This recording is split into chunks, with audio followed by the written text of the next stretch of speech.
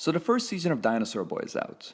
I've spent the past couple of weeks crawling through drinking establishments, screeching about how much of an interesting experience it has been to put together the show, but now most people avoid me. So I figured since I'm being avoided by bar patrons, might as well take to the internet.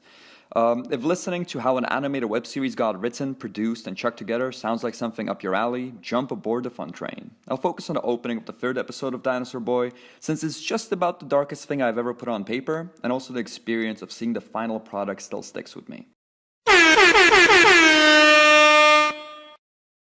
For those of you who haven't seen Dinosaur Boy, it's a show about a guy who ends up gaining the power to turn into a dinosaur from a truck crash involving dinosaur transformation serum.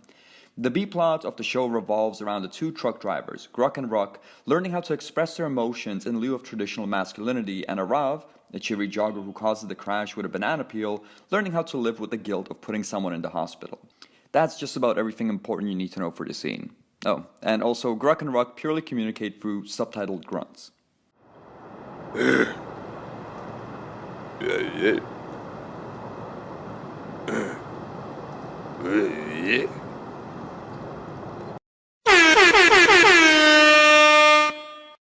So the script morphed around for a couple of drafts, but the first recognizable version of the scene is pretty close to the final result.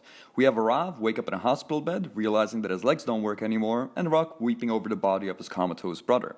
I'm a sociopath, so this is what classifies as comedy in my book. And as hilarious as the scene was, there was something missing to drive the point home. Something that would hold the entirety of the B-plot together. Dr. Banjo. Dr. Banjo the hospital clown was originally intended as a character to drop exposition while I figured out a more gentle way to do it, but I ended up liking the idea of a clown doctor saying morbid shit way too entertaining to cut out. Banjo was added to the script, some details were adjusted to flare the drama, and we entered production.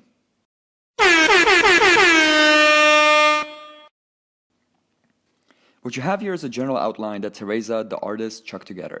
This helps serve as a guide for the final art in the scenes, and would also give us some extra time to discuss framing or changing scenes around before committing to the final product.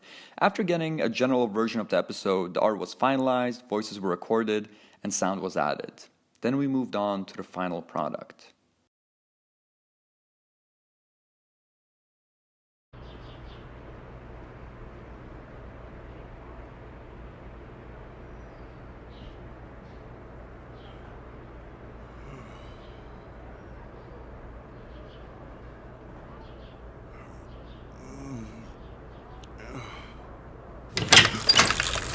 Looks like you'll never walk again!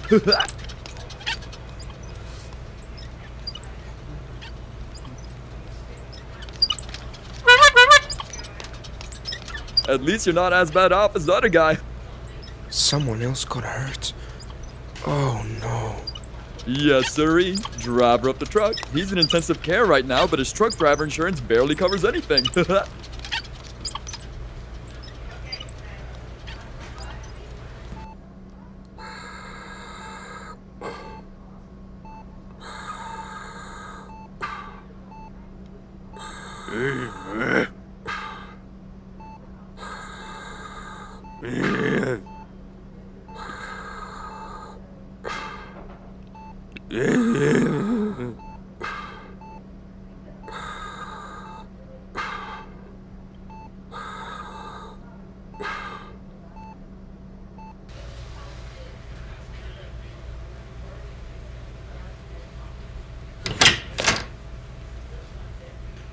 Is he okay?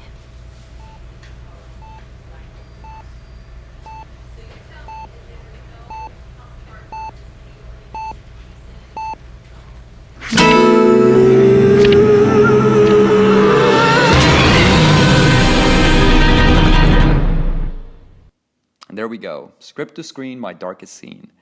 I'm sure I'm the only creative person who struggles with this, and that every other artist is well adjusted, but I sometimes forget that film is a collaborative medium, that the weight of the scene can't be carried by the writer alone, and that if you work with some mad talented people, you'll end up with something much better than you could ever imagine. Huge thanks to Lee, Teresa, and all the voice actors for lending their talents to Dinosaur Boy. I'm proud enough of the web series and the work everybody put in to make strange rambling videos on the internet in hopes of getting more people to watch the show. On an unrelated note, I still have no idea how to end these videos, so I'm just going to throw in the draft version of the final scene of episode 3. This was all done before we had voice actors on board, so everything is acted out by the most talented voice actor in the universe. Yours truly. Mwah! Just let her get away with enough pills to keep this whole neighborhood stocked for a month. It's for glaucoma. Whatever. There's bigger fish to cut. We need to get out before... Booville! Hello? Great. Now there's someone coming. Are you home? Well, at least it's one of them. Look, let her in. Eat her. Leave. Maybe she'll leave us alone? Who is there? Pavel, are you okay? Who you? Where Pavel? Where Pavel? Just eat her. Get this over with. Please, let me explain. What you do with Pavel? Where? Just eat her.